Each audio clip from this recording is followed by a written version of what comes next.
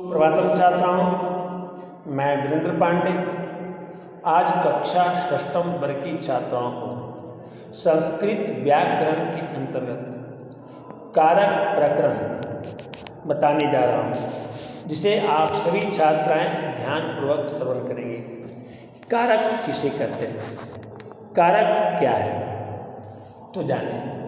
संस्कृत में एक सूत्र है क्रियान्वयत्वम कारकम, अर्थात क्रिया के साथ जिसका प्रत्यक्ष संबंध हो उसे कारक कहते हैं, अथवा किसी न किसी रूप में क्रिया के साथ संपादक तत्व को ही कारक कहते हैं। किसी न किसी रूप में क्रिया के संपादक तत्व को कारक कहते हैं। तो इस परिभाषा के आधार पर संस्कृत में कारक के 6 भेद हैं: कर्ता, कर्म, करण, संप्रदान, अपादान और अधिकरण। इन भेदों को एक श्लोक के माध्यम से इस तरह से प्रस्तुत किया गया: कर्तां कर्मं च करणं च संप्रदानम तथैव च अपादानाधिकरणे इत्याहु कारकानि षट्। किंतु हिंदी व्याकरण में कारक की परिभाषा अलग है, थोड़ा सा हटकर। वह क्या है कि संज्ञा और सर्वनाम के जिस रूप से उसका संबंध किसी अन्य शब्दों के साथ जाना जाए या समझा जाए उसे ही कारक कहते हैं। अर्थात संज्ञा और सर्वनाम के जिस रूप से उसका संबंध अन्य शब्दों के साथ जाना जाए या समझा जाए उसे कारक कहते हैं। और इसके आधार पर कारक के 8 भेद हैं। इसके आधार पर कारक के कितने भेद हैं? 8 भेद हैं। वे 8 हैं: कर्ता, कर्म, करण, संप्रदान, अपादान, संबंध और अधिकरण। अब जाने कि कारक के आधार पर ही विभक्तियों का निर्णय किया गया है। तो विभक्ति क्या है, विभक्ति किसे कहते हैं?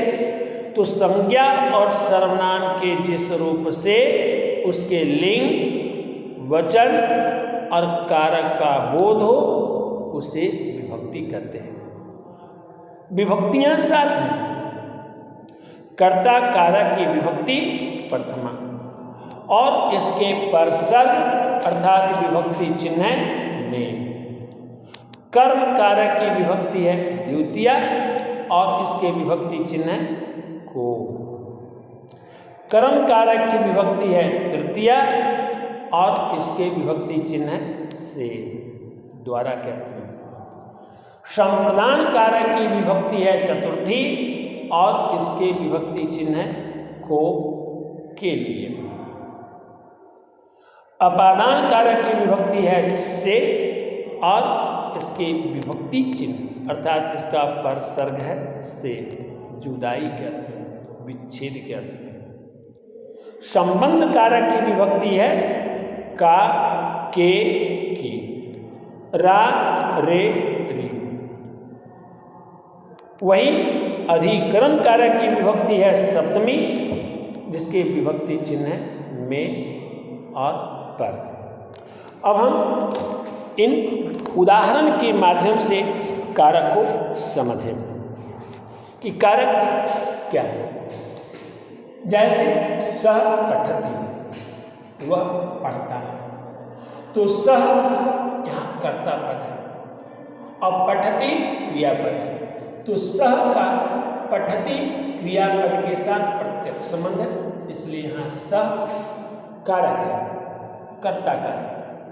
दूसरा उदाहरण सह पुस्तकम पठति, वह पुस्तक पढ़ता है, तो पुस्तकम का पठति क्रियापद के साथ प्रत्यक्ष संबंध है, सीधा संबंध है। इस कारण से यहाँ पुस्तकम भी कारक है, कर्म कारक।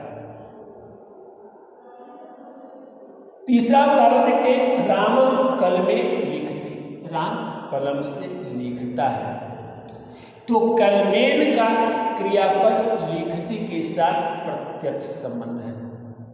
इस कारण से यहाँ कलमेन कारक है। आगे देख रहे हैं, छात्र पठनाय गच्छति। छात्र पढ़ने के लिए जाता है, तो पठनाय का क्रियापद गच्छति के साथ सीधा संबंध है, प्रत्यक्ष संबंध है। इस कारण से पठनाय यहाँ कारक है।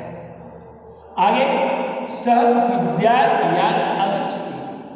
वह विद्यालय से आता है, तो यहाँ विद्यालयात् का क्रियापद आगच्छति के साथ प्रत्यक्ष संबंध है।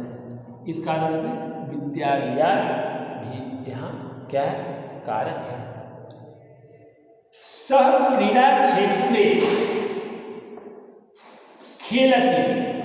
वह खेल के मैदान में खेलता है, तो क्रीडा क्षेत्र का खेलती के साथ प्रत्यक्ष संबंध है। इसलिए क्रीडा क्षेत्र यहाँ कारक है। तो छात्राओं, आज का कार्य इतना ही, और आज गृह कार्य के अंतर्गत कार्य दिया जा रहा है कि कारक की परिभाषा लिखें तथा याद करें।